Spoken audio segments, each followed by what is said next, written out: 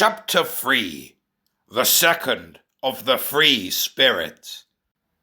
Awaking in the middle of a prodigiously tough snore, and sitting up in bed to get his thoughts together, Scrooge had no occasion to be told that the bell was again upon the stroke of 1.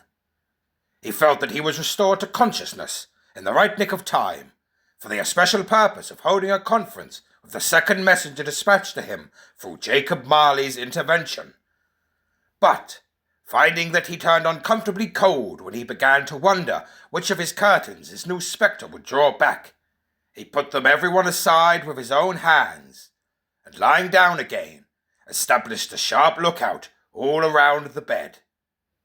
For he wished to challenge the spirit on the moment of its appearance, and did not wish to be taken by surprise and made nervous. Gentlemen of the free and easy sort, who plume themselves on being acquainted with a move or two, and being usually equal to the time of day, express the wide range of their capacity for adventure by observing that they are good for anything from pitch and toss to manslaughter, between which opposite extremes, no doubt, there lies a tolerably wide and comprehensive range of subjects. Without venturing for Scrooge quite as heartily as this, I don't mind calling on you to believe that he was ready for a good broad field of strange appearances, and that nothing between a baby and rhinoceros would have astonished him very much. Now, being prepared for almost anything, he was not by any means prepared for nothing, and, consequently, when the bell struck 1, and no shape appeared, he was taken with a violent fit of trembling. 5 minutes. 10 minutes. A quarter of an hour went by, yet nothing came. All this time he lay upon his bed, the very core and centre of a blaze of ruddy light, which streamed upon it when the clock proclaimed the hour, and which, being only light, was more alarming than a dozen ghosts, as he was powerless to make out what it meant, or would be at, and was sometimes apprehensive that he might be at that very moment an interesting case of spontaneous combustion without having the consolation of knowing it.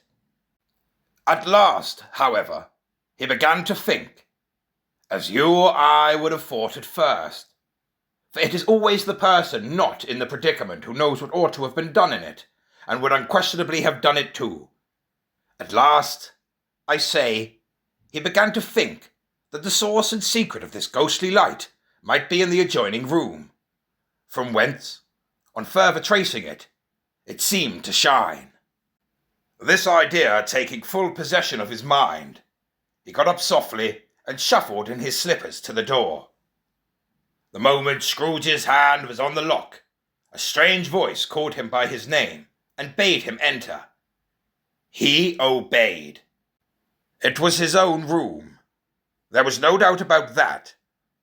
But it had undergone a surprising transformation. The walls and ceiling were so hung with living green that it looked a perfect grove, from every part of which bright gleaming berries glistened. The crisp leaves of holly, mistletoe, and ivy reflected back the light, as if so many little mirrors had been scattered there, and such a mighty blaze went roaring up the chimney, as that dull petrification of a hearth had never known in Scrooge's time, or Marley's, or for many and many a winter's seasons gone. Heaped upon the floor, to form a kind of throne, were turkeys, geese, game, poultry, brawn, great joints of meat, sucking pigs, long reefs of sausages, mince pies, plum puddings, barrels of oysters, red-hot chestnuts, cherry-cheeked apples, juicy oranges, luscious pears, immense 12th cakes, and seething bowls of punch that made the chamber dim with their delicious steam. In easy state upon this couch there sat a jolly giant, glorious to see, who bore a glowing torch, in shape not unlike Plenty's horn, and held it up, high up, to shed its light on Scrooge, as he came peeping round the door. "Come in," exclaimed the ghost. "Come in and know me better, man." Scrooge entered timidly, and hung his head before this spirit. He was not the dogged Scrooge he had been, and though the spirit's eyes were clear and kind, he did not like to meet them. "I am the ghost of Christmas Present," said the spirit. "Look upon me." Scrooge reverently did so. It was clothed in one simple deep green robe, or mantle, bordered with white fur. This garment hung so loosely on the figure that its capacious breast was bare, as if disdaining to be warded or concealed by any artifice. Its feet, observable beneath the ample folds of the garment, were also bare, and on its head it wore no other covering than a holly wreath, set here and there with shining icicles. Its dark brown curls were long and free as its genial face, its sparkling eye, its open hand, its cheery voice, its unconstrained demeanour, and its joyful air. Girded round its middle was an antique scabbard, but no sword was in it, and the ancient sheath was eaten up with rust. "You have never seen the like of me before," exclaimed the spirit. "Never," Scrooge made answer to it. "Have never walked forth with the younger members of my family, meaning for I am very young, my elder brothers born in these later years?" pursued the phantom. "I don't think I have," said Scrooge. "I am afraid I have not. Have you many brothers, spirit?" "More than 1,800, said the ghost. "A tremendous family to provide for," muttered Scrooge. The ghost of Christmas Present rose. "Spirit," said Scrooge submissively, "conduct me where you will. I went forth last night on compulsion, and I learned a lesson which is working now. Tonight, if you have aught to teach me, let me profit by it." "Touch my robe." Scrooge did as he was told, and held it fast. Holly, mistletoe, red berries, ivy, turkeys, geese, game, poultry, brawn, meat, pigs, sausages, oysters, pies, puddings, fruit, and punch, all vanished instantly. So did the room, the fire, the ruddy glow, the hour of night, and they stood in the city streets on Christmas morning, where, for the weather was severe, the people made a rough but brisk and not unpleasant kind of music in scraping the snow from the pavement in front of their dwellings and from the tops of their houses, whence it was mad delight to the boys to see it come plumping down into the road below and splitting into artificial little snowstorms. The house fronts looked black enough, and the windows blacker, contrasting with the smooth white sheet of snow upon the roofs, and with the dirtier snow upon the ground, which last deposit had been ploughed up in deep furrows by the heavy wheels of carts and wagons, furrows that crossed and recrossed each other hundreds of times where the great streets branched off, and made intricate channels hard to trace in the thick yellow mud and icy water.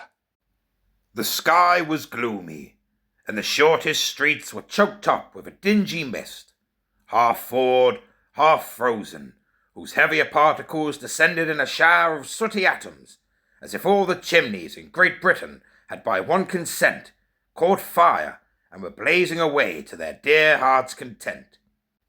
There was nothing very cheerful in the climate or the town, and yet there was an air of cheerfulness abroad that the clearest summer air and brightest summer sun might have endeavoured to diffuse in vain. For the people who were shovelling away on their housetops were jovial and full of glee, calling out to one another from the parapets, now and then exchanging a facetious snowball, better-natured missile far than many a wordy jest, laughing heartily if it went right, and not less heartily if it went wrong. The poulterers' shops were still half open, and the fruiterers were radiant in their glory.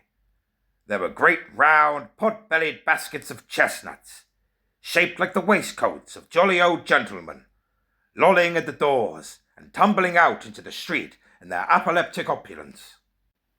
There were ruddy, brown-faced, broad-girthed Spanish onions, shining in the fatness of their growth like Spanish friars, and winking from their shelves in wanton slyness at the girls as they went by, and glanced demurely at the hung-up mistletoe. There were pears and apples, clustered high in blooming pyramids. There were bunches of grapes, made in the shopkeeper's benevolence, to dangle from conspicuous hooks that people's mouths might water gratis as they passed.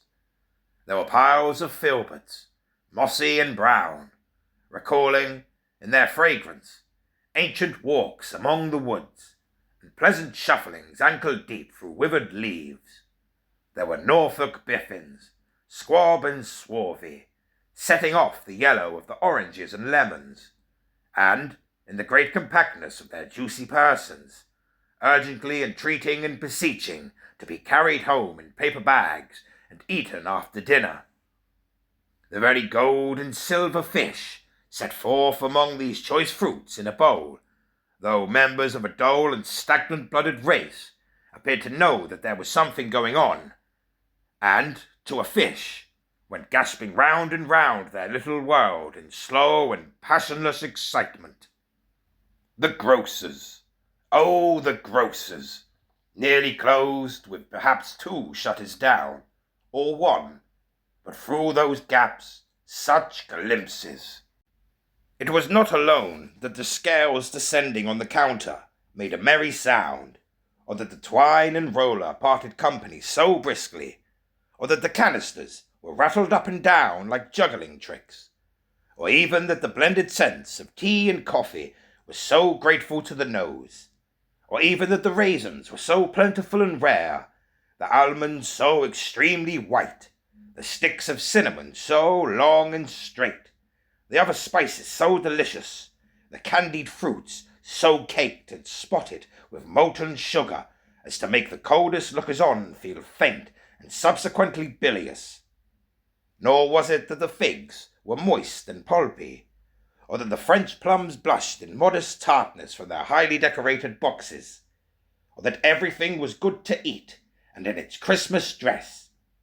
But the customers were all so hurried and so eager in the hopeful promise of the day that they tumbled up against each other at the door, crushing their wicker baskets wildly, and left their purchases upon the counter and came running back to fetch them, and committed hundreds of the like mistakes in the best humour possible, while the grocer and his people were so frank and fresh that the polished hearts with which they fastened their aprons might have been their own, worn outside for general inspection, and for Christmas doors to peck at if they choose. But soon the steeples called good people all to church and chapel, and away they came, flocking through the streets in their best clothes, and with their gayest faces. And at the same time there emerged from scores of by-streets, lanes, and nameless turnings, innumerable people, carrying their dinners to the bakers' shops. The sight of these poor revellers appeared to interest the spirit very much, for he stood with Scrooge beside him in a baker's doorway, and taking off the covers as their bearers passed, sprinkled incense on their dinners from his torch. And it was a very uncommon kind of torch, for once or twice, when there were angry words between some dinner-carriers who had jostled each other, he shed a few drops of water on them from it, and their good humour was restored directly. For they said it was a shame to quarrel upon Christmas Day, and so it was. God love it, so it was. In time the bells ceased, and the bakers were shut up, and yet there was a genial shadowing forth of all these dinners and the progress of their cooking, in the forward blotch of wet above each baker's oven, where the pavement smoked as if its stones were cooking too. "Is there a peculiar flavour in what you sprinkle from your torch?" asked Scrooge. "There is. My own." Would it apply to any kind of dinner on this day? Asked Scrooge. To any kindly given. To a poor one most. Why to a poor one most? Asked Scrooge. Because it needs it most. Spirit, said Scrooge, after a moment's thought, I wonder you, of all the beings in the many worlds about us, should desire to curb these people's opportunity of innocent enjoyment.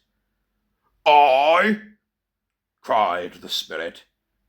You would deprive them of their means of dining every 7th day, often the only day on which they can be said to dine at all, said Scrooge. Wouldn't you? I? Cried the spirit. You seek to close these places on the 7th day, said Scrooge, and it comes to the same thing. I seek? Exclaimed the spirit. Forgive me if I am wrong. It has been done in your name, or at least in that of your family, said Scrooge. There are some upon this earth of yours, returned the spirit, who lay claim to know us, and who do their deeds of passion, pride, ill will, hatred, envy, bigotry, and selfishness in our name, who are as strange to us and all our kith and kin as if they had never lived. Remember that, and charge their doings on themselves, not us. Scrooge promised that he would, and they went on, invisible as they had been before, into the suburbs of the town. It was a remarkable quality of the ghost, which Scrooge had observed at the baker's, that notwithstanding his gigantic size, he could accommodate himself to any place with ease, and that he stood beneath a low roof quite as gracefully and like a supernatural creature as it was possible he could have done in any lofty hall. And perhaps it was the pleasure the good spirit had in showing off this power of his, or else it was his own kind, generous, hearty nature, and his sympathy with all poor men, that led him straight to Scrooge's clerk's, for there he went, and took Scrooge with him, holding to his robe, and on the threshold of the door the spirit smiled, and stopped to bless Bob Cratchit's dwelling with the sprinklings of his torch. Think of that! Bob had but 15 bob a week himself. He pocketed on Saturdays but 15 copies of his Christian name, and yet the ghost of Christmas present blessed his 4-roomed house. Then up rose Mrs. Cratchit, Cratchit's wife, dressed out but poorly, in a twice-turned gown, but brave in ribbons, which are cheap and make a goodly show for a sixpence, and she laid the cloth, assisted by Belinda Cratchit, second of her daughters, also brave in ribbons, while Master Peter Cratchit plunged a fork into the saucepan of potatoes, and getting the corners of his monstrous shirt-collar, Bob's private property, conferred upon his son and heir in honour of the day, into his mouth, rejoiced to find himself so gallantly attired, and yearned to show his linen in the fashionable parks. And now 2 smaller Cratchits, boy and girl, came tearing in, screaming that outside the baker's they had smelt the goose and known it for their own, and basking in luxurious thoughts of sage and onion, these young Cratchits danced about the table and exalted Master Peter Cratchit to the skies, while he, not proud, although his collar nearly choked him, blew the fire until the slow potatoes bubbling up knocked loudly at the saucepan lid to be let out and peeled. "What has ever got your precious father, then?" said Mrs. Cratchit. "And your brother, Tiny Tim?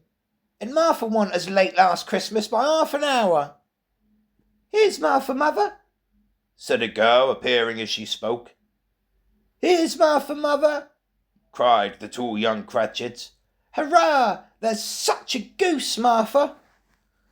"Why, bless your heart alive, my dear, how late you are," said Mrs. Cratchit, kissing her a dozen times, and taking off her shawl and bonnet for her with officious zeal. "We'd a deal of work to finish up last night," replied the girl, "and had to clear away this morning, mother." "Well, never mind so long as you are come," said Mrs. Cratchit.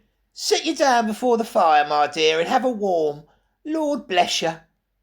"No, no, father's coming," cried the two young Cratchits, who were everywhere at once.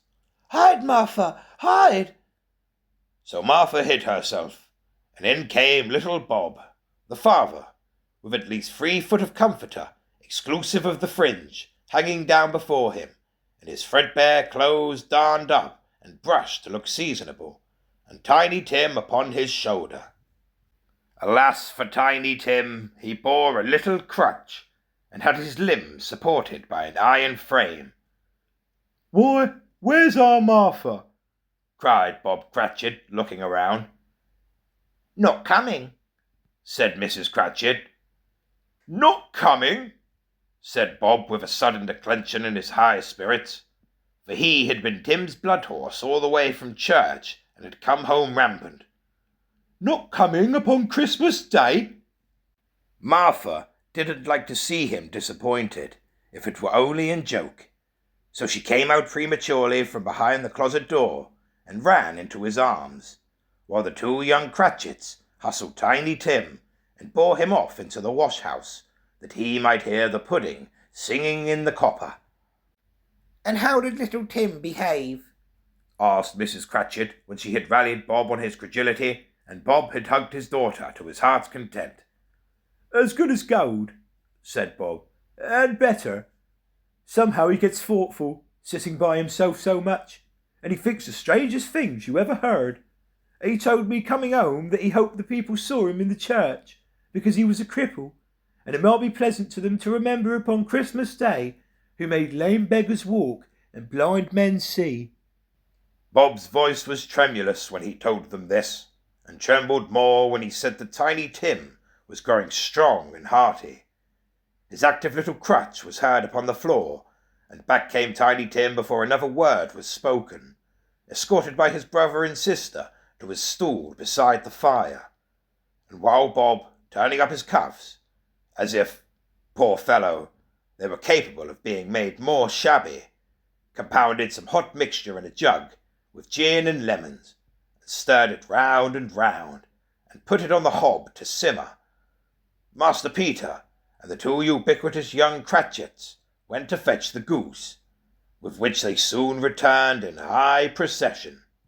Such a bustle ensued that you might have thought a goose the rarest of all birds, a feathered phenomenon, to which a black swan was a matter of course, and in truth it was something very like it in that house. Mrs. Cratchit made the gravy, ready beforehand in a little saucepan, hissing hot. Master Peter mashed the potatoes with incredible vigour. Miss Belinda sweetened up the apple sauce. Martha dusted the hot plates. Bob took Tiny Tim beside him in a tiny corner at the table. The two young Cratchits set chairs for everybody, not forgetting themselves, and mounting guard upon their post, crammed spoons into their mouths, lest they should shriek for goose before their turn came to be helped. At last the dishes were set on and grace was said. It was succeeded by a breathless pause, as Mrs. Cratchit, looking slowly all along the carving knife, prepared to plunge it in the breast, but when she did, and when the long-expected gush of stuffing issued forth, one murmur of delight arose all round the board, and even Tiny Tim, excited by the two young Cratchits, beat on the table with the handle of his knife, and feebly cried hurrah. There never was such a goose. Bob said he didn't believe there ever was such a goose cooked. Its tenderness and flavour, size and cheapness, were the themes of universal admiration. Eked out by apple sauce and mashed potatoes, it was a sufficient dinner for the whole family. Indeed, as Mrs. Cratchit said with great delight, surveying one small atom of a bone upon the dish, they hadn't ate it all at last. Yet every one had had enough, and the youngest Cratchits in particular was steeped in sage and onion to the eyebrows. But now, the plates being changed by Miss Belinda, Mrs. Cratchit left the room alone, too nervous to bear witness, to take the pudding up and bring it in. Suppose it should not be done enough. Suppose it should break in turning out. Suppose somebody should have got over the wall of the backyard and stolen it while they were merry with the goose, a supposition at which the two young Cratchits became livid. All sorts of horrors were supposed. Hallo! A great deal of steam. The pudding was out of the copper. A smell like a washing day. That was the cloth. A smell like an eating house and a pastry cook's next door to each other, with a laundress's next door to that. That was the pudding. In half a minute, Mrs. Cratchit entered flushed, but smiling proudly, with the pudding like a speckled cannonball, so hard and firm, blazing in half a quartern of ignited brandy, and bedight with Christmas holly stuck into the top. Oh, a wonderful pudding! Bob Cratchit said, and calmly too, that he regarded it as the greatest success achieved by Mrs. Cratchit since their marriage. Mrs. Cratchit said that now the weight was off her mind, she would confess that she had her doubts about the quantity of flour. Everybody had something to say about it, but nobody said or thought it was at all a small pudding for a large family. It would have been flat heresy to do so. A Cratchit would have blushed to hint at such a thing. At last the dinner was all done, the cloth was cleared, the hearth swept, and the fire made up. The compound in the jug being tasted, and considered perfect. Apples and oranges were put upon the table, and a shovelful of chestnuts on the fire. Then all the Cratchit family drew round the hearth, in what Bob Cratchit called a circle, meaning half a one, and at Bob Cratchit's elbow stood the family display of glass, 2 tumblers, and a custard cup without a handle.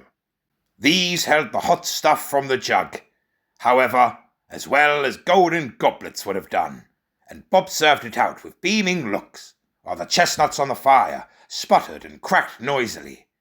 Then Bob proposed, "A Merry Christmas to us all, my dears, God bless us," which all the family re-echoed. "God bless us, every one," said Tiny Tim, the last of all. He sat very close to his father's side, upon his little stool. Bob held his withered little hand in his, as if he loved the child, and wished to keep him by his side, and dreaded that he might be taken from him. "Spirit," said Scrooge, with an interest he had never felt before, "tell me if Tiny Tim will live." "I see a vacant seat," replied the ghost, "in the poor chimney corner, and a crutch without an owner, carefully preserved. If these shadows remain unaltered by the future, the child will die." "No, no," said Scrooge. "Oh, no, kind spirit. Say he will be spared." "If these shadows remain unaltered by the future, none other of my race," returned the ghost, "will find him here. What then? If he'd be like to die, he had better do it, and decrease the surplus population." Scrooge hung his head to hear his own words quoted by the spirit, and was overcome with penitence and grief. "Man," said the ghost, "if man you be in heart, not adamant, forbear that wicked cant until you have discovered what the surplus is, and where it is.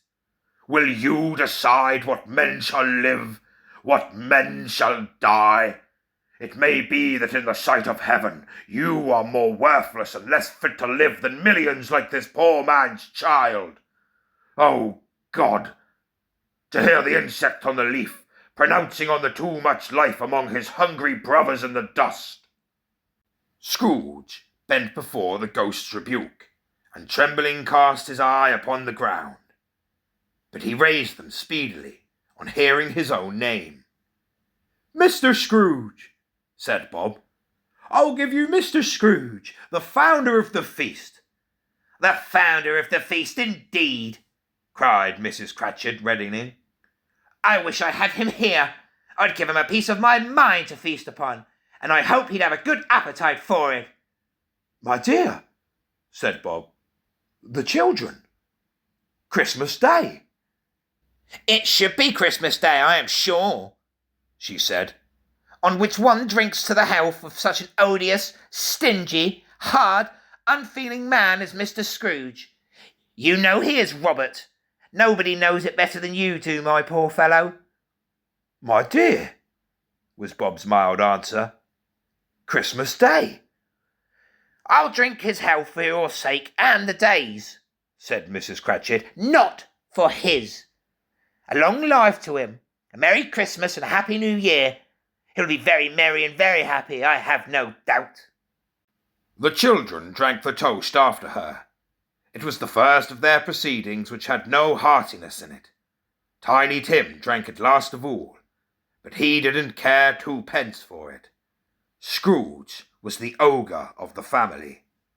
The mention of his name cast a dark shadow on the party, which was not dispelled for full 5 minutes.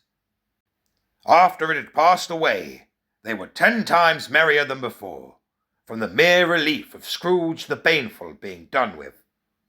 Bob Cratchit told them how he had a situation in his eye for Master Peter, which would bring in, if obtained, full 5 and 6 weekly. The 2 young Cratchits laughed tremendously at the idea of Peter being a man of business, and Peter himself looked thoughtfully at the fire from between his collars, as if he were deliberating what particular investments he should favour when he came into the receipt of that bewildering income. Martha, who was a poor apprentice at a milliner's, then told them what kind of work she had to do, and how many hours she worked at a stretch, and how she meant to lie abed tomorrow morning for a good long rest, tomorrow being a holiday she passed at home. Also how she had seen a countess and a lord some days before, and how the lord was much about as tall as Peter, at which Peter pulled up his collars so high that you couldn't have seen his head if you had been there. All this time the chestnuts in the jug went round, and by they had a song about a lost child travelling in the snow, from Tiny Tim, who had a plaintive little voice, and sang it very well indeed. There was nothing of high mark in this. They were not a handsome family. They were not well dressed. Their shoes were far from being waterproof. Their clothes were scanty, and Peter might have known, and very likely did, the inside of the pawnbrokers.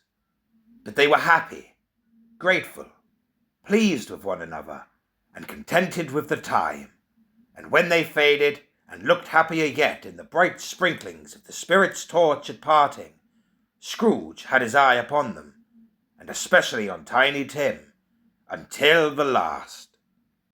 By this time it was getting dark and snowing pretty heavily, and as Scrooge and the spirit went along the streets, the brightness of the roaring fires and kitchens, parlours, and all sorts of rooms was wonderful. Here the flickering of the blaze showed preparations for a cosy dinner, with hot plates baking through and through before the fire, and deep red curtains ready to be drawn to shut out cold and darkness. There all the children of the house were running out into the snow to meet their married sisters, brothers, cousins, uncles, aunts, and be the first to greet them. Here again were shadows on the window blind of guests assembling, and there a group of handsome girls, all hooded and fur-booted, and all chattering at once, tripped lightly off to some near neighbour's house, where, woe upon the single man who saw them enter, artful witches well they knew it, in a glow. But if you had judged from the numbers of people on their way to friendly gatherings, you might have thought that no one was at home to give them welcome when they got there, instead of every house expecting company, and piling up its fires half-chimney high. Blessings on it! How the ghost exulted! How it bared its breath of breast, and opened its capacious palm and floated on, outpouring, with a generous hand, its bright and harmless mirth on everything within its reach. The very lamplighter, who ran on before dotting the dusky streets with specks of light, and who was dressed to spend the evening somewhere, laughed out loudly as the spirit passed, though little kenned the lamplighter that he had any company but Christmas. And now, without a word of warning from the ghost, they stood upon a bleak and desert moor, where monstrous masses of rude stone were cast about, as though it were the burial place of giants, and water spread itself wheresoever it listed, or would have done so, but for the frost that held it prisoner, and nothing grew but moss and furze, and coarse rank grass. Down in the west the setting sun had left a streak of fiery red, which glared upon the desolation for an instant, like a sullen eye, and frowning lower, lower, lower yet, was lost in the thick gloom of darkest night. "What place is this?" asked Scrooge. A place where miners live, who labour in the bowels of the earth, returned the spirit. But they know me, see. A light shone from the window of a hut, and swiftly they advanced towards it. Passing through the wall of mud and stone, they found a cheerful company assembled round a glowing fire. An old man and woman, with their children, and their children's children, and another generation beyond that, all decked out gaily in their holiday attire. The old man, in a voice that seldom rose above the howling of the wind upon the barren waste, was singing them a Christmas song. It had been a very old song when he was a boy, and from time to time they all joined in the chorus. So surely as they raised their voices, the old man got quite blithe and loud, and so surely as they stopped, his vigour sank again. The spirit did not tarry here, but bade Scrooge hold his robe, and passing on above the moor, sped whither. Not to see, to see. To Scrooge's horror, looking back, he saw the last of the land, a frightful range of rocks behind them, and his ears were deafened by the thundering of water as it rolled and roared and raged among the dreadful caverns it had worn and fiercely tried to undermine the earth. Built upon a dismal reef of sunken rocks, some league or so from shore, on which the waters chafed and dashed the wild year through, there stood a solitary lighthouse. Great heaps of seaweed clung to its base, and storm-birds, born of the wind one might suppose, as seaweed of the water, rose and fell about it like the waves they skimmed. But even here, 2 men who watched the light had made a fire that through the loophole in the thick stone wall shed out a ray of brightness on the awful sea. Joining their horny hands over the rough table at which they sat, they wished each other Merry Christmas in their can of grog, and one of them, the elder too, with his face all damaged and scarred with hard weather, as the figurehead of an old ship might be, struck up a sturdy song that was like a gale in itself. Again the ghost sped on, above the black and heaving sea. On until being far away, as he told Scrooge, from any shore, they lighted on a ship. They stood beside the helmsman at the wheel, the lookout in the bow, the officers who had the watch, dark, ghostly figures in their several stations, but every man among them hummed a Christmas tune, or had a Christmas thought, or spoke below his breath to his companion of some bygone Christmas day, with homeward hopes belonging to it. And every man on board, waking or sleeping, good or bad, had had a kinder word for another on that day than on any other day of the year, and had shared to some extent in its festivities, and had remembered those he cared for at a distance, and had known that they delighted to remember him. It was a great surprise to Scrooge, while listening to the moaning of the wind, and thinking what a solemn thing it was to move on through the lonely darkness over an unknown abyss, whose depths were secrets as profound as death. It was a great surprise to Scrooge, while thus engaged, to hear a hearty laugh. It was a much greater surprise to Scrooge to recognise it as his own nephew's, and to find himself in a bright, dry, gleaming room, with the Spirit standing smiling by his side, and looking at that same nephew with approving affability. "Ha ha ha ha!" laughed Scrooge's nephew. "Ha ha ha ha ha! If you should happen, by any unlikely chance, to know a man more blessed in a laugh than Scrooge's nephew, all I can say is, I should like to know him too. Introduce him to me, and I'll cultivate his acquaintance." It is a fair, even-handed, noble adjustment of things, that while there is infection and disease and sorrow, there is nothing in the world so irresistibly contagious as laughter and good humour. When Scrooge's nephew laughed in this way, holding his sides, rolling his head, and twisting his face into the most extravagant contortions, Scrooge's niece, by marriage, laughed as heartily as he, and their assembled friends, being not a bit behindhand, roared out lustily. "He said that Christmas was a humbug, as I live," cried Scrooge's nephew. "He believed it too." "More shame for him, Fred," said Scrooge's niece indignantly. "Bless those women. They never do anything by halves. They are always in earnest." She was very pretty, exceedingly pretty, with a dimpled, surprised-looking capital face, a ripe little mouth that seemed made to be kissed, as no doubt it was, all kinds of good little dots about her chin that melted into one another when she laughed, and the sunniest pair of eyes you ever saw in any little creature's head. Although she was what you would have called provoking, you know, but satisfactory too. Oh, perfectly satisfactory. "He's a comical old fellow," said Scrooge's nephew. "That's the truth, and not so pleasant as he might be. However, his offences carry their own punishment, and I have nothing to say against him." "I'm sure he is very rich, Fred," hinted Scrooge's niece. "At least, you always tell me so." "What of that, my dear?" said Scrooge's nephew. "His wealth is of no use to him. He don't do any good with it. He don't make himself comfortable with it. He hasn't the satisfaction of thinking that he's ever going to benefit us with it." "I have no patience with him," observed Scrooge's niece. Scrooge's niece's sisters and all the other ladies expressed the same opinion. "Oh, I have," said Scrooge's nephew.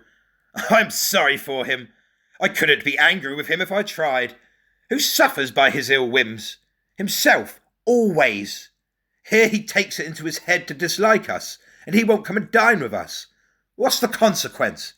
He don't lose much of a dinner." "Indeed, I think he loses a very good dinner," interrupted Scrooge's niece. Everybody else said the same, and they must be allowed to have been competent judges, because they had just had dinner, and with the dessert upon the table, were clustered round the fire by lamplight. "Well, I am very glad to hear it," said Scrooge's nephew, "because I haven't any great faith in these young housekeepers. What do you say, Topper?" Topper had clearly got his eye upon one of Scrooge's niece's sisters, for he answered that the bachelor was a wretched outcast, who had no right to express an opinion on the subject. Whereat Scrooge's niece's sister, the plump one with the lace tucker, not the one with the roses, blushed. "Do go on, Fred," said Scrooge's niece, clapping her hands. "He never finishes what he begins to say. He is such a ridiculous fellow." Scrooge's nephew revelled in another laugh, and it was impossible to keep the infection off, though the plump sister tried hard to do it with aromatic vinegar. His example was unanimously followed.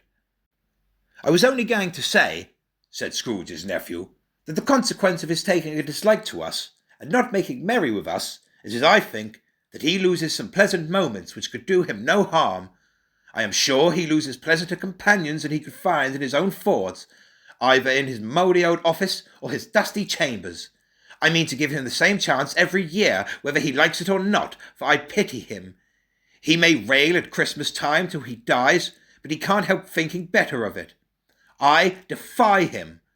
If he finds me going there in good temper year after year and saying, "Uncle Scrooge, how are you?" if it only puts him in the vein to leave his poor clerk £50, that's something, and I think I shook him yesterday. It was their turn to laugh now, at the notion of his shaking Scrooge, but being thoroughly good-natured, and not much caring what they laughed at, so that they laughed at any rate, he encouraged them in their merriment, and passed the bottle joyously.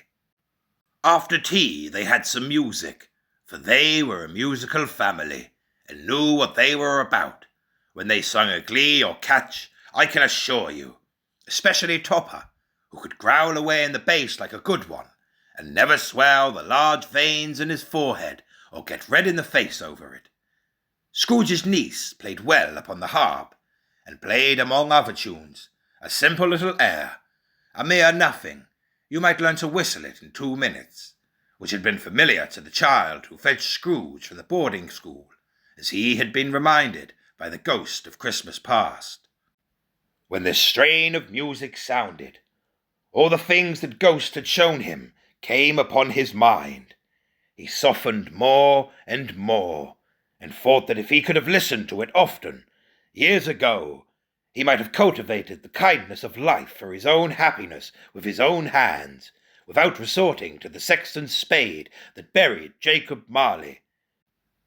But they didn't devote the whole evening to music.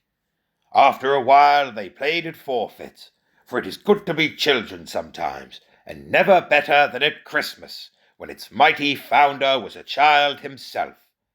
Stop! There was first a game of blind man's buff.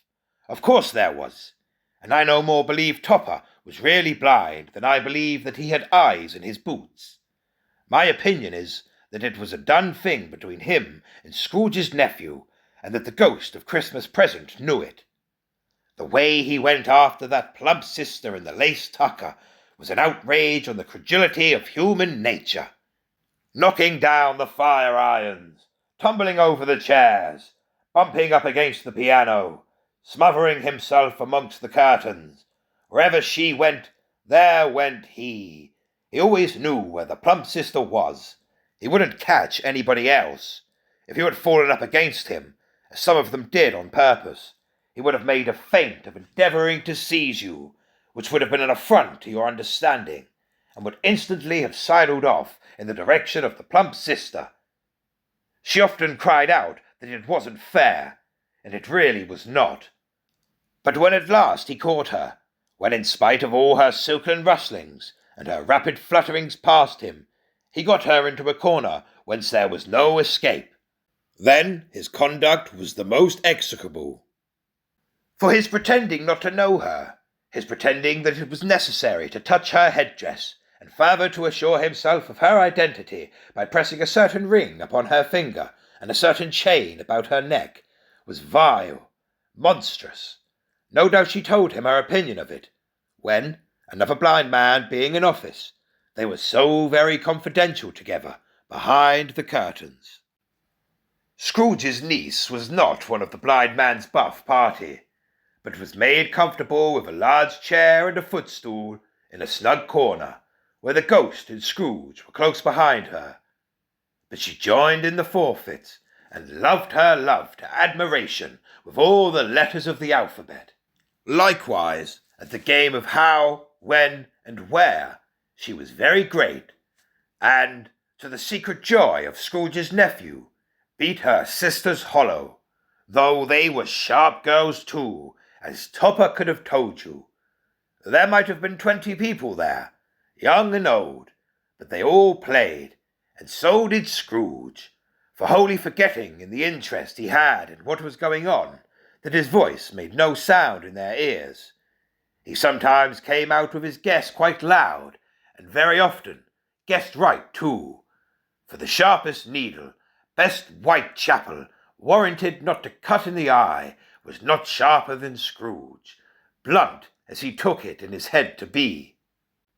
The ghost was greatly pleased to find him in this mood, and looked upon him with such favour that he begged like a boy to be allowed to stay until the guests departed. But this, the spirit said, could not be done.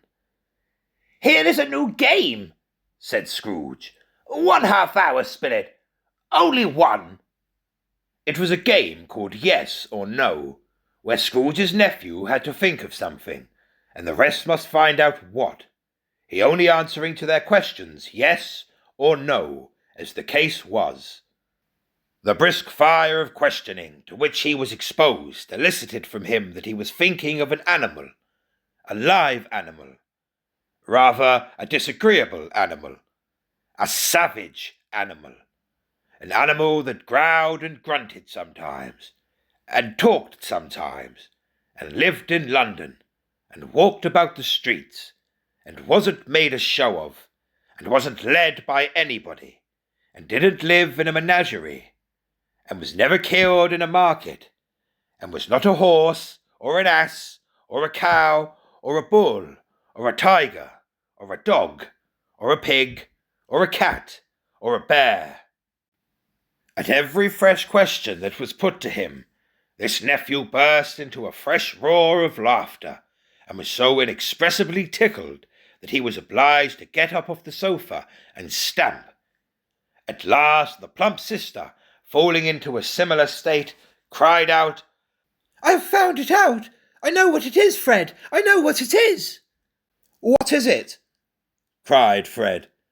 "It's your Uncle Scrooge!" Which it certainly was.